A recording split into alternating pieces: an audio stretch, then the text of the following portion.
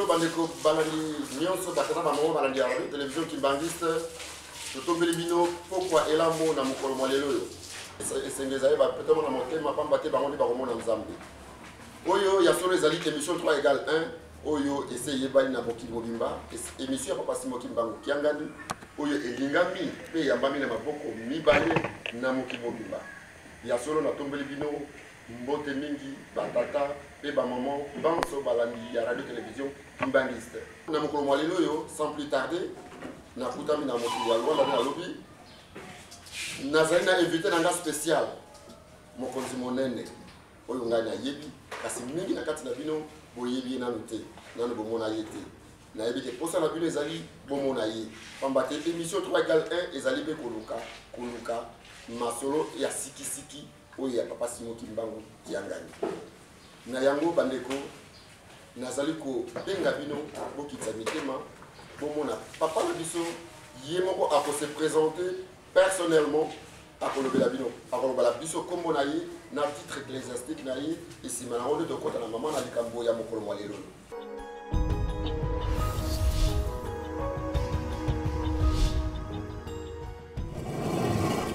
Bon dia papa na ngai. Bon dia papa. Nalobi bon dia pamba te tozali na ngola. Toyebi émission oyo cahier de charge elobi na lingala. Mais tokutami na ngola tokopartager balangue mibale oyo pona une bonne compréhension. Na solo na pesi mbote papa na ngoko ko se présenter devant la caméra au pesa kombo na yo pe titre ecclésiastique na yo s'il vous plaît. Merci papa pour le question. Kombo na nga ezali Courage Paul. Na kati ya lingomba ya Kimbangisa le représentant des deuxième suppléant chargé d'évangélisation pour mission de l'église du kati de l'église Kimbangu de kati ya Hier sur le Toyokiamo. Sans plus tarder, dès que tu as émission 3 égale 1, ils allaient émission, il y a papa Simon Kimbangu Kiangani, Molimo Mosanto Nzambe. Il y a seulement des connaissances, il y a Zali Nzambe, il y a Zali Yango. Nazali na Elitia, Nazali sûr, Nazali Nazali Koloba. Car si pour nous confirmer dans le Yango, tu y es na mituna et pas un pasteur. Tout le monde qui est Zali mieux placé pour nous pour les la biso. Oyo et ça la biso passi na katia mitema na biso. Motuna na biso ya liboso ezali pour na yo papa na ngai pour pasteur. Papa Simon Kimbangu Kiangani pour na yo azali nani na kati ya lingomba ya papa Simon Kimbangu na mokili. Ya solo papa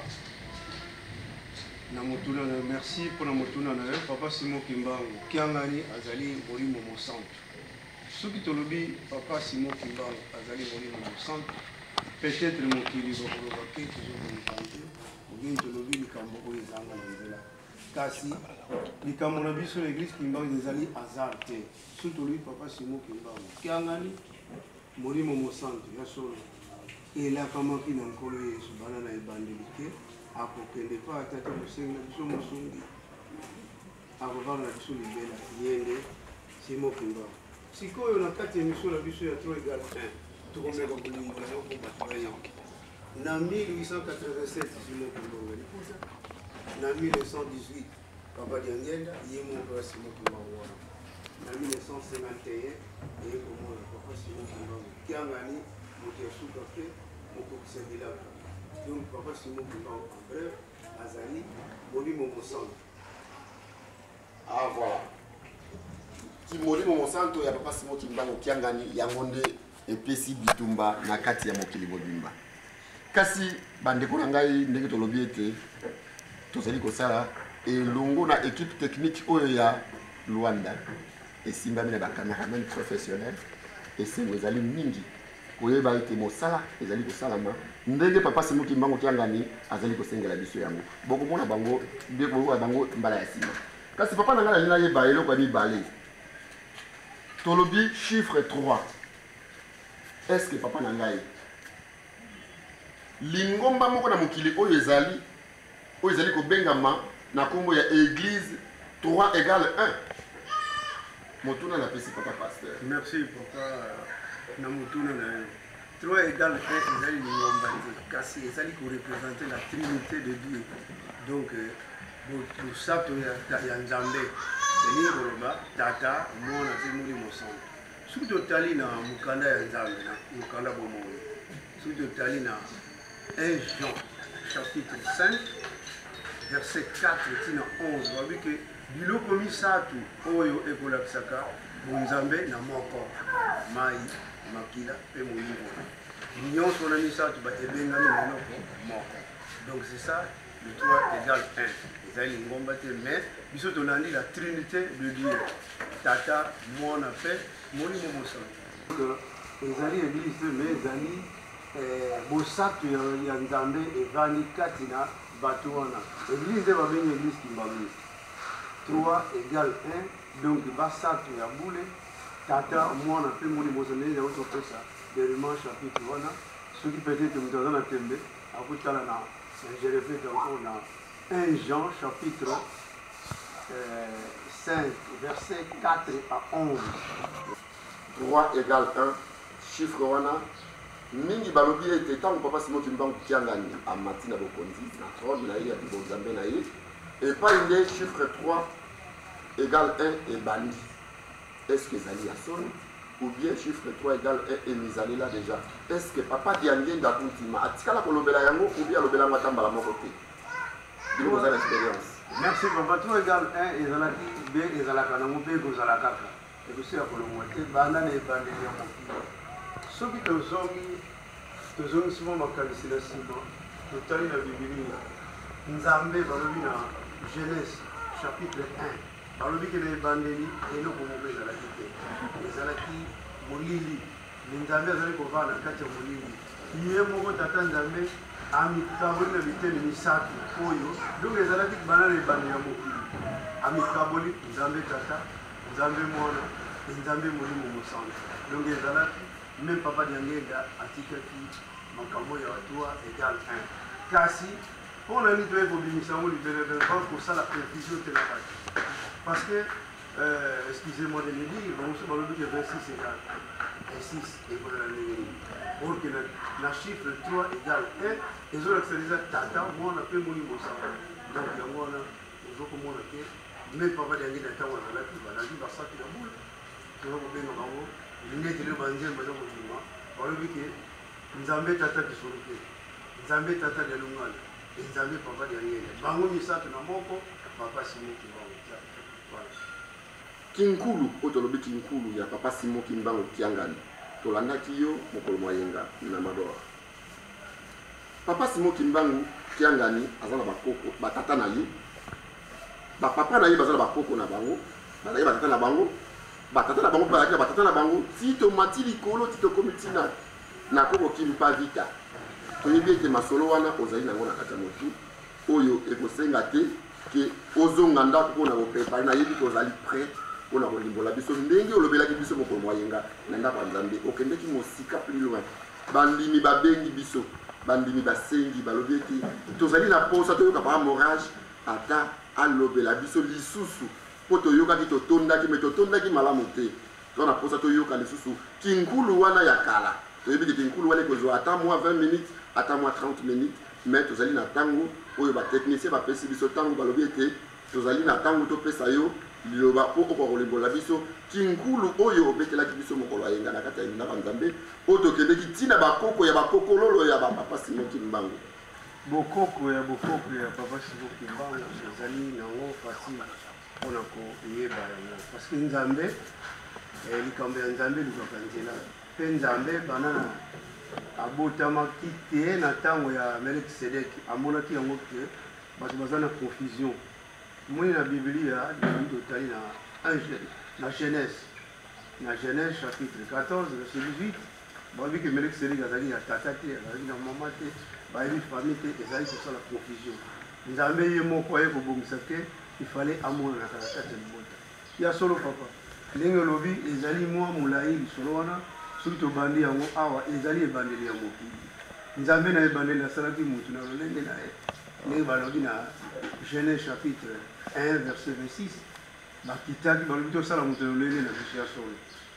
bakitaki na loposo oyo loposo mwingi oyo tozali na yango kasi lelo oyo mokili etondi na mayele bato barecherche ya ndenge na ndenge kasi makambo ya tata nzambe et il doit pas le fêter, les amis changer sagesse divine, ils ont même tâté ça. Alors, Papa Simon Kimbangu, en bref, oui. Papa Simon Kimbangu, Kiangani. Ah, toujours le Papa Simon Kimbangu, Kiangani. Papa Simon Kimbangu, Kiangani, Koyanae, Ezalaki, Tamulaï, pour Aya, pour voir la Nabiso, Kasi Amizalaki Kinae. N'est-ce pas que Mabo n'est lobby, Mokoloana est dans l'église, que Papa Simon Kimbangu, Kiangani, imaginez-vous, 1887, ceux qui Papa Simon qui m'ont tiré le 2015, tous les Obéguénan, allez on va la négocier. Et on a tout, il faut assez multiplier. Alors, pour se multiplier, il y a un moment solo et vous avez dit, on a 1491, et ça a dit, maman m'a foutu, je suis à Yambo. Avant de Bikula, comme Simon Kimbangu. Kimbangu fula mwana, Kimbangu fula mwana. Mama wana roi Mvemba Lukeni akundi mama na bomo. Ndiye bomo ti mbanza Kongo Panzani bangoni sobake ba descendance ya mama futa bako kimena na bululu et kuna c'est important ki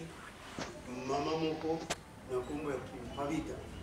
Mama nae bien tata nae tata mwengelezi. Maman nae Maria Boise et Yemoko Vita Kimpa. Ne batu babale Kimpa Vita or que comme Vita Kimpa. Alors, tango ya botami akoli sur la likamboyo ya koko nae balobi maman mafuta. Donc kokolo nae. Alors tango akoli nango azipe sagesse soné pe abandi kakola na musalango simo Kimbangu pour la mwana. Kimbangu na yango révélation ezwamaki kuna na mikili apoto ke molimo mosantu akobota mandenge nkole so botama ya solo molimo mosantu abotama ke pa ya mama Kimavita ayaki na kombo nini liboso ayaki na kombo kembo ya banzenza elingo loba lingala esengo ya bapaya. Alors Simon Kimbangu tango wana na botami te wana siko bazobenga kembo ya banzenza mama Kimavita baye kotumbaye bomoyi batumbiye na mobali na kombe mobali na ye vantoto Kimpa Nzambe iye moko mama Kimpa Vita ou bien Vita Kimpa baye ko balango Kimpa Vita mwana nde kembo de banze na 1706 tala ekaro wana ti kamongo ye ko bomba na 1883 révélation ezwa 1800 molimo mosanto komota lokola totumbiye kembo de banzenza akoya lisuti na 1883 kuna na poto babandi kosala ba recherche bandeko na biso ba catholique basali révélation na bango ya bonzoto babandi kozwa ba mama oyo bana 10 ans 15 ans 14 ans voire même po babota molimo mosanto abota bakati ya bato wana 1885 baye kozwa likanisi ke non likamongo fe bota makaka awa na Congo alufuto kabula mboka oto vandi kombo na meza Congo de tete na RDC babengi Congo de kati na Brazzaville tina Gabon babengi yango sikoyo Congo de suka aloba kaboli yango portugais azui eteni oyo belge azui eteni wana RDC ba français bazui eteni wana ya Congo Brazzaville tina Gabon ba kaboli yango croyant que molimo mosantu abotama epai na bango benzambe bakokangaka ete Simon Kimbangu ayekobota. Alors kobotama Papa Simon Kimbangu avandi na 1910 alobiki na kobotama lisusu 1918 abotami Papa Diangenda na 1951 Papa Diangenda akena Lubumbashi na Moloko alobiki mwana na ngai soki basi na bino misato oya kozala zemi akobota mwana na mukolonga na kokufa na nga na kokufa ngai wana mwana na nga na bota besu. Effectivement le 12 octobre 1951 mama Kiwasi Silwa mama ya Papa Simon Kimbangu azali na pasa kobota si brusquement ba tata bavandi wana bamona garçon moko ya 12 ans koti na kati ya ndako tala mwana koti ndenge nini moto azobota kuna ntango akoti kaka mbala moko mona mpe alimwe Simon Kimbangu Kiangani abotani. Alors soki tembe bato ezali ke Simon Kimbangu azali molimo centre to comprendre que papa Simon Kimbangu Kiangani ezali pena ye molimo mosantu ye Simon Kimbangu ya liputa nendo lobaka ye Simon Kimbangu diamienda kuntia.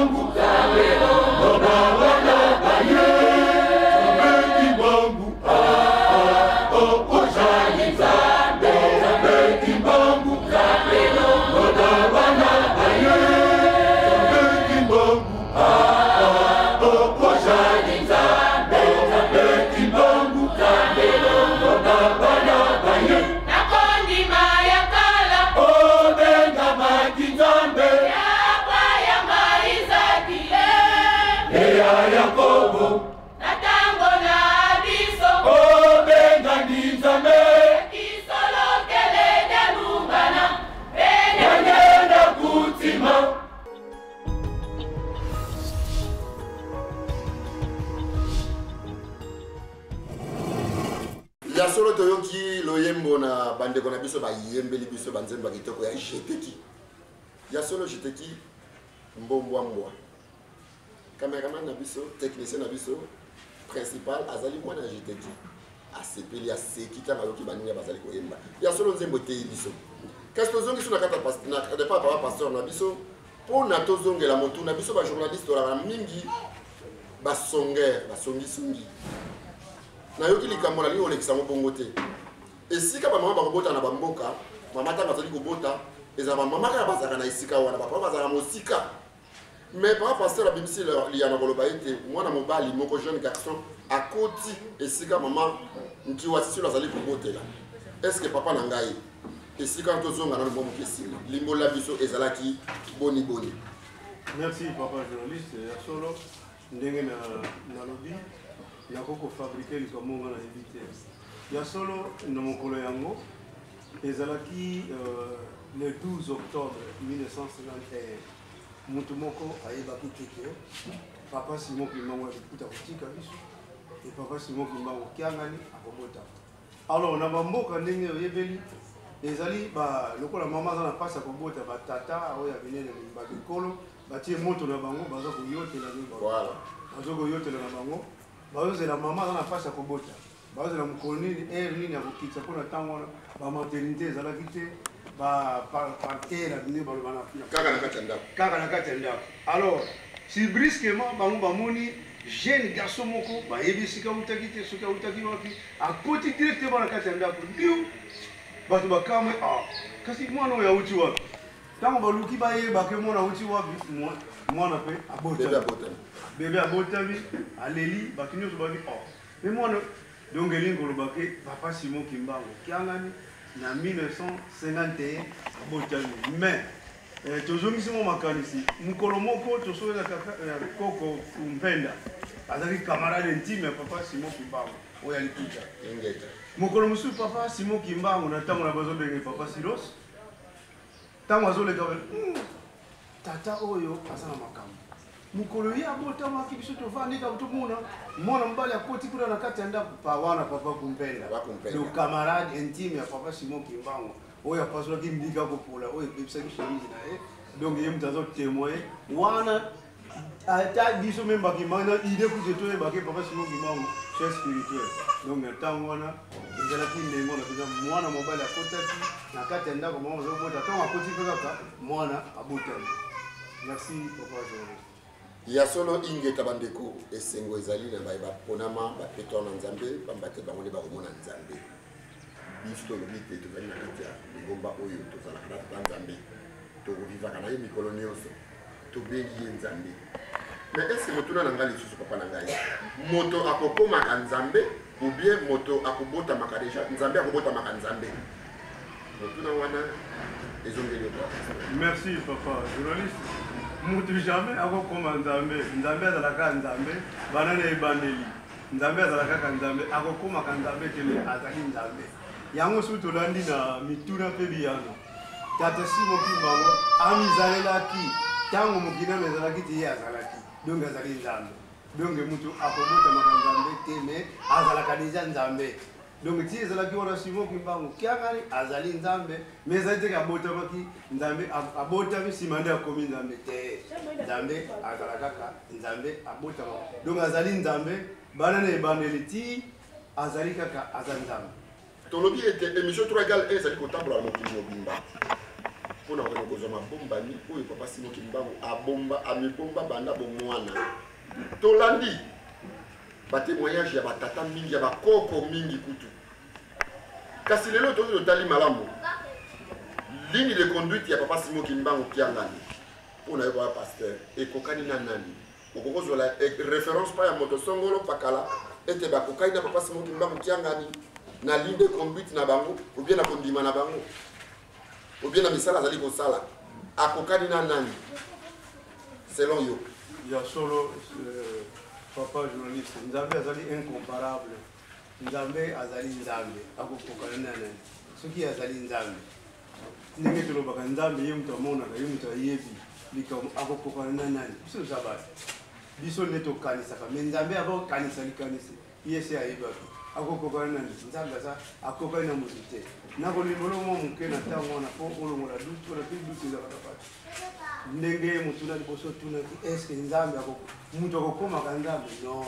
aucun jour mutu akoma nzambe mais nzambe azala kaka nzambe nde likambo ya nzambe témoin ya nzambe ezali mutu nde azalaka mpe témoin ya nzambe yango esalaki ke le 26 août ndenge oniati place wana ya solo papa Simon Kimbangu amizalelaki bana na ebandeli azali nzambe nde po ekokana likambo wana ekokitaka na sete ke obeto yoka na mapata bato baneli to non Simon Kimbangu kianga na komi nzambe yango monaki ke kati na bandeko na ye baye kobimisa moko azala mokonzi wana me amizalelaki mpe baponaki ye bana mbotama na ye ebango moko kati na libota na bango bayebi yango nakozwa exemple moko nga moko témoignage yanga moko na 1982 ngai ntango nazali na noki tolongo na noki toke na konti ya Corée du Sud tokoyemba na Matadi papa Diangenda azalaki wana mpona kolakisaki ye moto azalaka nzambe abotamaka nzambe te azalaka deja nzambe toke wana papa Simon Kimbangu na ntango wana Simon Kimbangu kia bazobenge papa Siros bauti na Kindunga ezali bilanga moko ya papa Fumwamba azalaka kuna aye na Land Rover. Alors ntango bakomi wana papa Simon Kimbangu kiangani akiti papa Diangenda tali kaka boye aleki ntango na samedi wana bakomaki epanike Matadi moki ono Simon Kimbangu aza mayeli aza respecté alobi ke awa moto akotinda ezali tata na ye dialungana non papa Mfumolongo Diangenda ko basiliki ye mwana na biso aloba boye mpona nini aloba makambo na siliki croyant ke asiliki papa na ngana kamona zona kombo ya tata mwana pe moni mosanga nazaki témoin oculaire mona messe na 1982 na Matadi. Alors un dimanche likambo ekokamwa mama bibi avandi na kiti na ye tata wana lobi kombo na ye azaki pembeni na nsima ya mama bibi papa Simon Kimbangu kiangani. Alors papa Diangenda azwi maloba alobi boye batata na bamama ezokamwisanga bana Matadi ti lelo oyo bozoloba ke soki papa Kulutu akufi ngai nakufi Mfumwambanza lingombo nana kotambusa ngo boyebi te ti sikoyo papa Kulutu abota ngai naboti papa Mfumwambanza aboti e soki biso tozali te moko azopointe mosapi directement pa papa Simon Kimbangu kiangani soki biso tozali lisusu te moko akotambusa lingomba oyo azongli phrase na ye soki papa Kulutu atiki biso ngai pe natiki bino Mfumwambanza atiki bino bokotikala boye te kati na bana na biso moko azopointe directement papa Simon Kimbangu kiangani na Matadi. Alors papa na ngai elingi koloba ke ye aponama ayebana banda na mbotama na yeke azali nzambe mutu te mutu aponaka ezali kaka kokokisa kaka bilaka ke baye kopresente na bato ke banda lelo mokonzi ya sika ezali Simon Kimbangu kiangani me azali nzambe. Merci beaucoup. Ya solo nazongi lisusu na motuna na ngai na kolembaka te mituna ezali kaka mituna ntango nyonso pamba te na bituna oyo tokuta nango na nzela yango nde epai biso kobombaka toyoki mpe bato basengi yo papa Morage bato ebele bazali kosenga bandimi balobi tozali na posa ya papa Morage akotela biso na émission apesa biso ateya biso elelo oyo tokokisi baposa na bino bakimbangiste nyonso na mokili mobimba e non kimbangiste aussi mpona koloba ete toke koluka ye ezalaki facile te mais ye moko papa pasteur amikitisi aye pai na biso bana na ye na plateau ya émission 3=1 mpona kolimbola maye ya kibonzambe. Kasi motuna na ngai ezali susu boye papa na ngai na kolemba te na mituna mpona kotuna ete papa Simon Kimbangu kiangani banda azwi abimi na miso ya mokili ete yende molimo mosanto nzambe tobengi ye chef spirituel de l'église kimbangiste nini action nini oyo ezali komarke yo eza ebele mina kosulieka quelques actions quelques makambo oyo papa Simon Kimbangu kiangani azokosala ya liboso papa Simon Kimbangu kiangani bato bayebaki te tobandi mwa ntango molai na lingomba oyo Simon Kimbangu kiangani alobi ke na 2006 apesi mitindo alobi papa Nunes bokende kolukila nga esika bafunda Mukoko Kimpavita moto moko ayebaki place yango te même descendance les familles moto moko ayebaki te papa Nunes bakei batamboli zamba mobimba journée mobimba bakokaki te papa Nunes abondeli papa likambo te ezosala biso pasi tokosala ndenge nini alobi bobondeli babondeli sur les champs bazwi réponse abiki ti bozokende boye mwana oyo bomemi aza na bondoki akomona bamboloko mibale akobeta lisaki bakokufa na esasi moko place wana ekotangela makila place nde esika bakunda Kimpavita esalamaki bamoni mwana amoni bamboloko mibala beti masasi mbala moko bamoni mpe tombo tilelo oyo ane na mbulu oyo batuuti kofete les gens tozalaki kuna na montagne kuna na bango na 1706 babomi mama Kimpavita na mwana na Mukongo. Tomoni 2006 3 siècles 300 ans tokotisi na conférence. Papa Mfumolomo ntango azosa voyage na Mbanza Congo ndako moko eza wana efungwa makate tile loyo nani bafongola yango te baza kozela nani bafongola yango ye ngai te ngana okoka te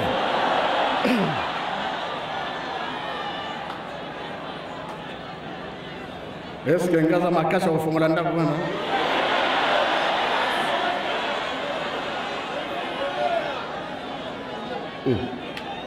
ebe no sulla vidi sa muntu mwana ndo muntu vidi diketa monekali yako ko ay pamba te papa robaki boye makambo oyo ezali kuna bino boyebi yango te.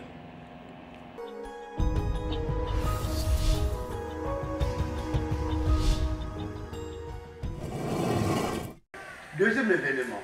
nani ayeba ngai nabotami na Mbanza Congo. Je suis né en Mbanza Congo à 200 mètres à Pulumbimi. Mina ayebaki Pulumbimi. Toyebika Pulumbimi ndako moko soki nini. Mais papa Simon Kimba okiana alobi ke nazokende na Pulumbimi. Mbala moko pe makanisi ye ya mokile ningani balobi Pulumbimi. Or que Pulumbimi ezali nde esika tata nzambe abombaki bomengo nyonso ya mokili. Ezali moto tia tonga ke ndenge baninga na biso baloba catholique bato bakoki non papa oyo aboti nga aza en vie jusqu'à présent. Papa journaliste oyo azalaki peut-être afilmaki ye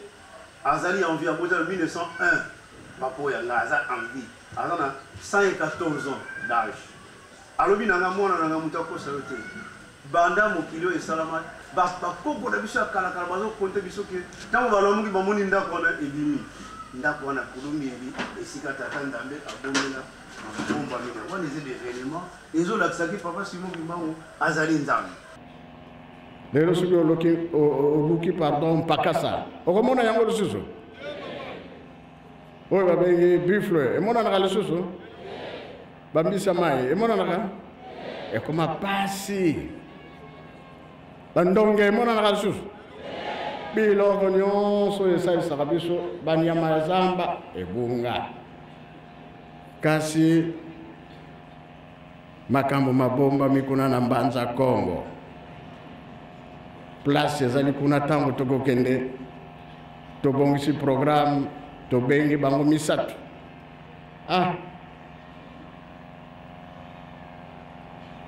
nayebi te nyonso eza na bilaka yango tolobi bango baprofesseur baloba nanu ye tata Simon Kimba azali nani mission nini ayelaki na mokili sala nini ayaki kosala.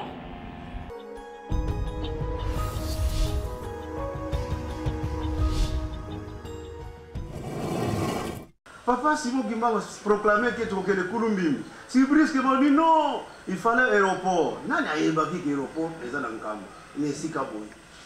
Et alors que Simon Kimba ya liputa pour kolakisa ke neto batro égal 1 que Isaac ye moko. Na le 12 septembre 1921 auti na Mbanza Sanda zo ya akomi na ngungu Kimbanda. Abana classe babimi yango Simon Kimba ti alors que boso na classe boko notanga mayele boso tanga yango kotako salingomba bata likolo bamoni okave oka kubi konzambi vanga makavanga bazongi na classe yalo bike mikoleko ya awa kumbi dia Zulu il faut bano kita wa donc ngunduka ya likolo pepo e bano kokitela awa nana yebaki yango mais si brisque motobi papa Simon qui va bike to kotonga aéroport et tout justement na place wana oya lobaki wana ezama eza bulakisaki azali nzambe tosuki wana te papa Simon Kimba ukianga na lobi que non sikoyo bato bakoya bakotuna biso Simon Kimbangu asalaki boye azomisaki boye asalaki boye siko makambo asalaki eza wapi alobi ke no fait tonga misé ayi kolakisa place oyo tonga misé lelo oyo biso bakimbangi toza convaincu ke misé ezokotonga mpona kolakisa événement nyonso papa Simon Kimbangu oyo asalaki papa Simon Kimbangu kiangani azali molimo mosantu makambo oyo aza koloba mpe eza kosalema mpe nyonso ndenge ezalaki na programme ezokosalema eli koloba ke azali nzambe ya solo papa journaliste donc elikia ezali ke tozali na nzambe oyo ya bomoi oyo akela likolo mpe na se tovandaka ne toliaka ne mpe atambwisaka biso merci papa journaliste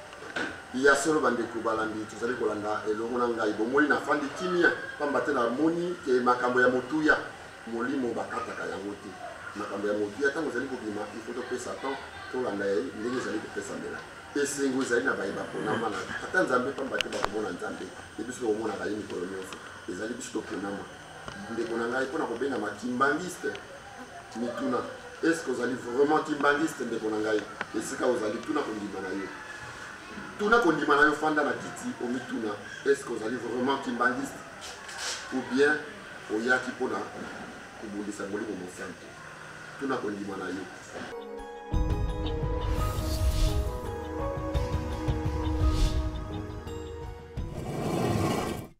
ya solo balandi banso ya radio télévision kimbangiste esengo etoyi na biso bana ya papa Simon Kimbangu kiangani pamba te toyebi ete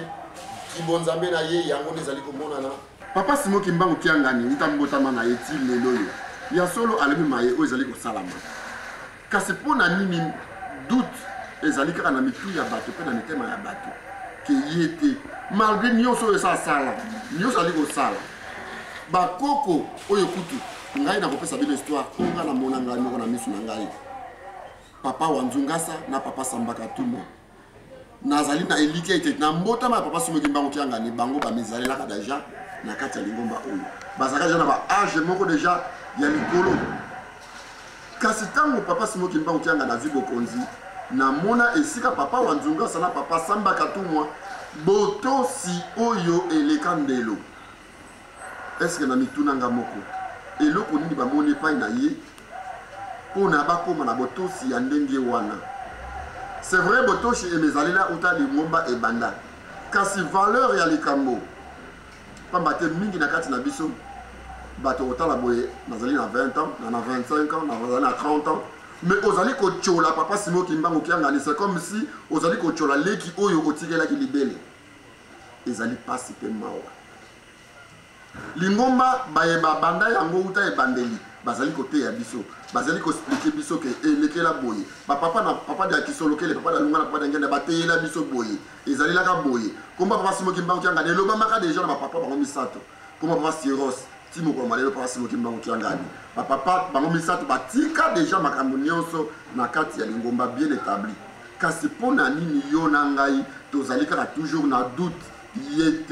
yete bapapa baloba yango te bapapa baloba bongo te kasi ntango ozoti ya tembe wana ozalaka na yo mpe te esika papa kisolokele papa dalunga na papa d'engenda balobela makambo bamisusu yo na ngai tozalaka parce que papa d'engenda aloba mingi na centre d'accueil ntango tata na nga koya nalobelaka likambo ntango nyonso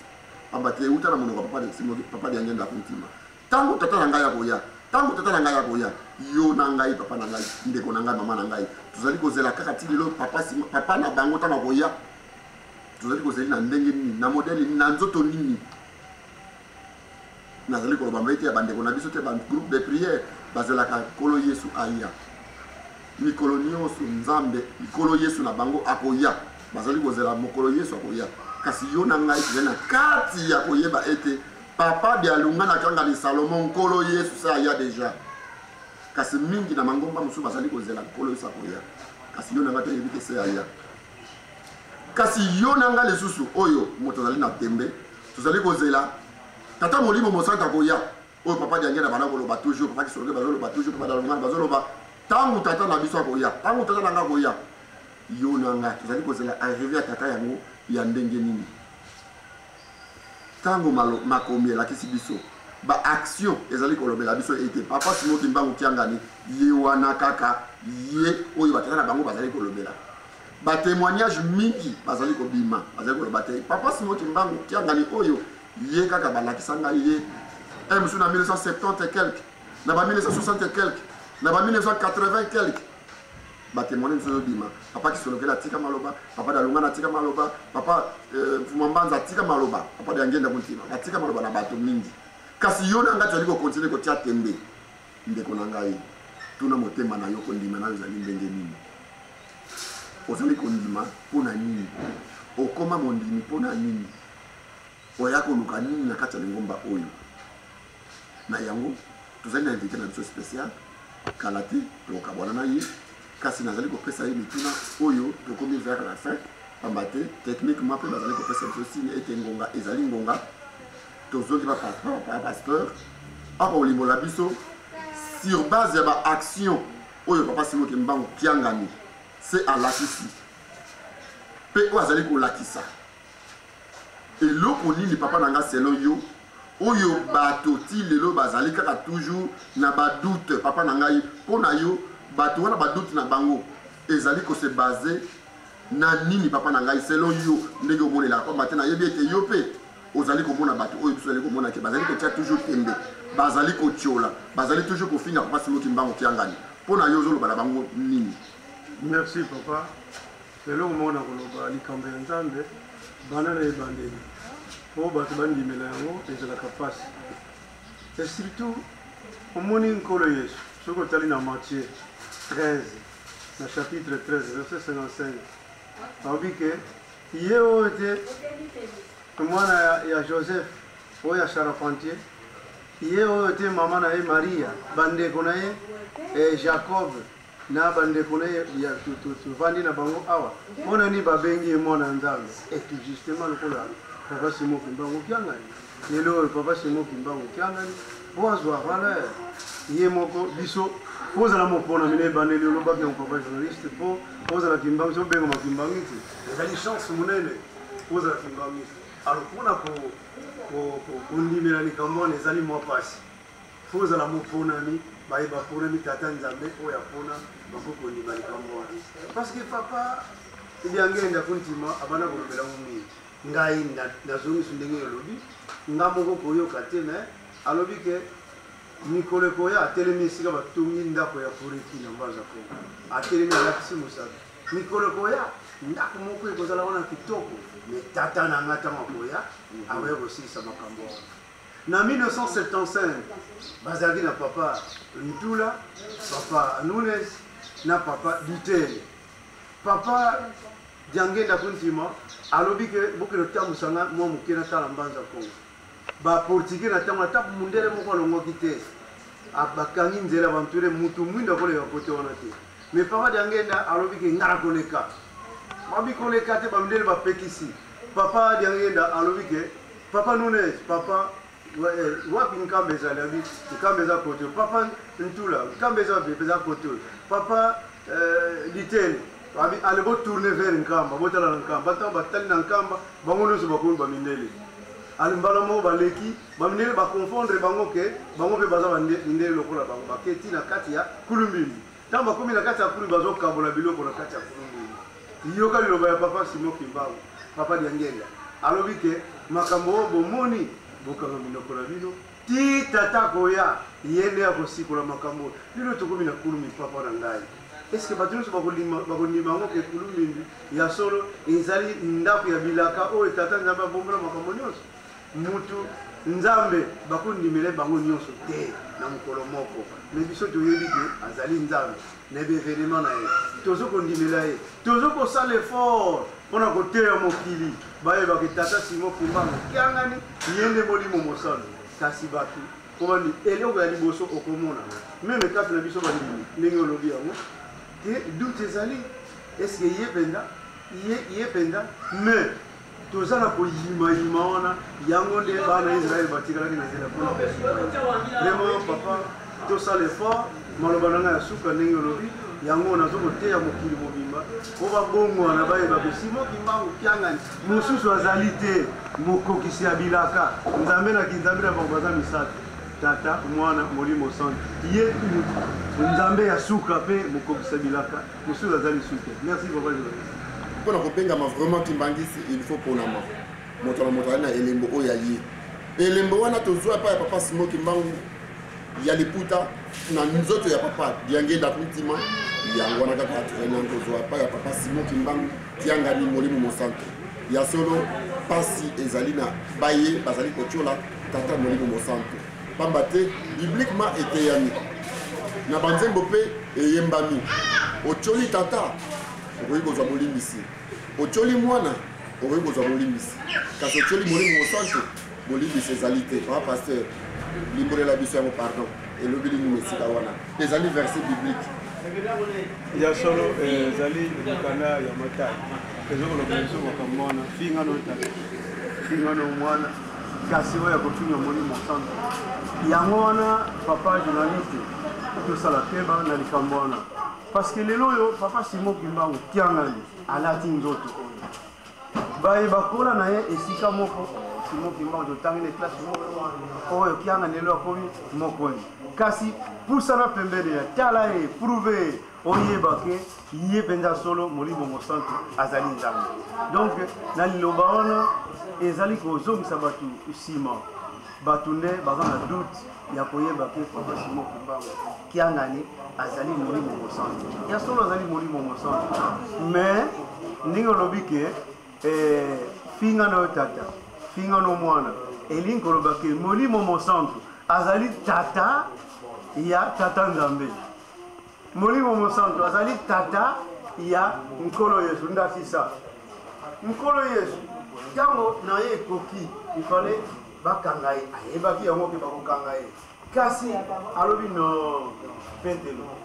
na badisiple mosu bazali Andre boyika mpiko na mabonde bino bafilipo boyika makasi na babondeli po ntango ya mwana moto ekoki me ntango amoni ke ekoki mpenza akimi mbangu place ya ye moko papa soki moye ezali ofo kolekisa nga likambo wana ozomona nkolo Yesu tofinga ye totiola ye totia na ekulusu yoka na kati ekulusu nkolo Yesu olobi te tata limbisa bango likambo basali bayebi yango baza beinosa limbisa bango tata nzambe na ntango wana Melkisedeki balobi papa kisolokele alobi ke limbisa bango balimbisi bango ntango tata nzambe azwaki likanisa koboma mokili aye koboma mokili nyonso kasi tata nzambe alobi te limbisa bango aye kobona 8 personnes oyo babikaki na ntango ya noa baye kobona banana bavuka mona mbanda ya noa sikoyo na ntango oyo molimo mosanto seule condition ezali kolanda ye maye aza koteya olandi ye mpe osali ndenge ye alingi wana nde obikisami mais sans quoi mpona kofinga kotiola en tout cas bolimbisami ezali te ndenge mokanda nzambe ezali ezaka kolanda ye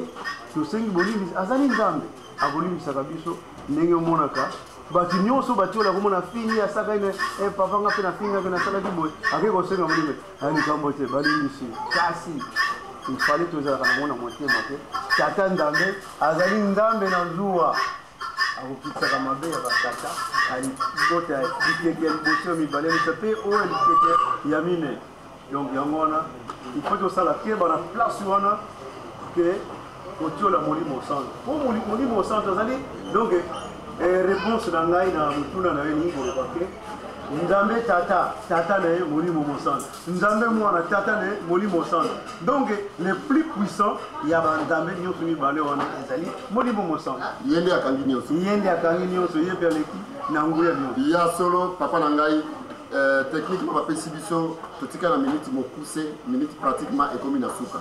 soki nabosanaki likambo tobosanaki likambo kotuna yo conseil nini tolobi na suka pesa biso nde tosengi conseil na nyonso tolobeli awa pesa conseil na bana na yo oyo tobenga bambimi na banokimbangiste na bakimbangiste nyonso tokoteyamaka kaka na liloba moko pesa biso conseil ya suka po tokomi na suka. Merci papa journaliste. Conseil na ngai ya suka ezali boye tozokobelela tozokokelela mokili mobimba tokomongola mitema tolanda papa Simon Kimbangu kiangani ye nde molimo mosanto ye azali molimo mosanto ye nde akokomisa biso na mboka elaka kasi bato balingi na bango te si lelo oyo bato bazokotiola bazokoloba n'importe quoi or que Nzambe alata nzoto akita avanda kati na bato yango wana litei na ngai ya suka tolanda na bokebi nyonso tolanda critère ndenge tunaki nga liboso ke critère nini ezolakisa te papa Simon Kimbangu azali molimo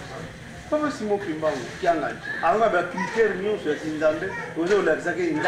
Nzambe azalaka na fale Nzambe akozalaka na eloko moko ekoloba te ke Nzambe asali erreur azar epai ya tata Nzambe ezalaka te nyonso alobi nyonso asali ezali na Nzambe na ye donc na mokuse